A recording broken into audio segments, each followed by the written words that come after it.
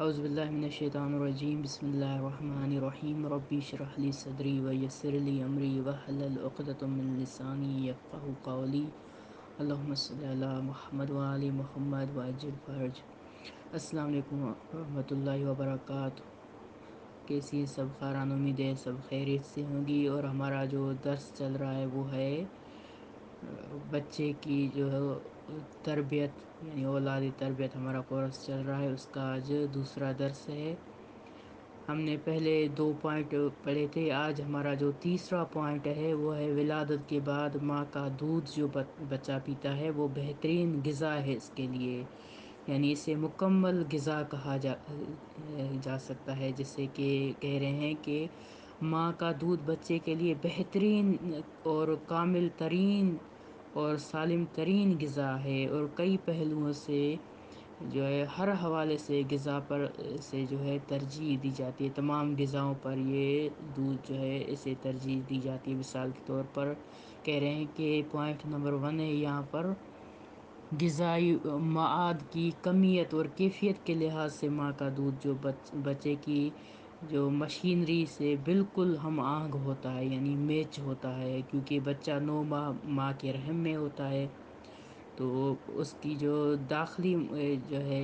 Machinery سے تیار شدہ غذا ہے،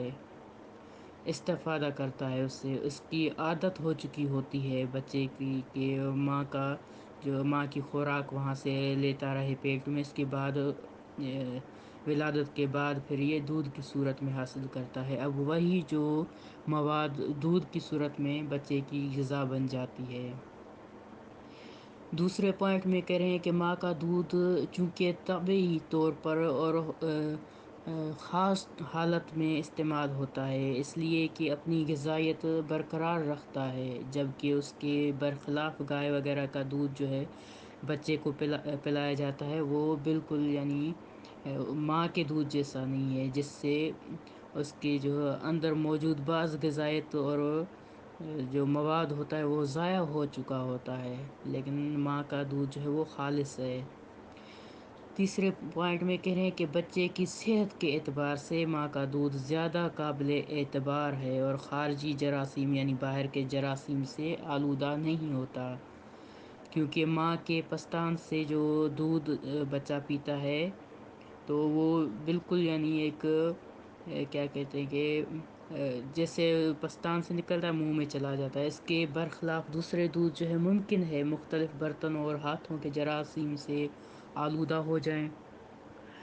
چوتھے پوائنٹ میں کہہ رہے ہیں کہ ماں کا دودھ ہمیشہ تازہ بے تازہ استعمال ہوتا ہے، جبکہ دوسرے جو دودھ ہوتے ہیں ممکن ہے پڑے رہنے سے خراب ہو جائیں یا کب سے کسی نے رکھے ہوں اور خراب ہو چکا ہو، یہ بھی ممکن ہے، جس کی وجہ سے جراثیم لگنے کا امکان ہوتا ہے۔ اور جو خالص دودھ ہے وہ ماں کا دودھ ہے، بچے کے لیے بہترین غذا ہے سب سے۔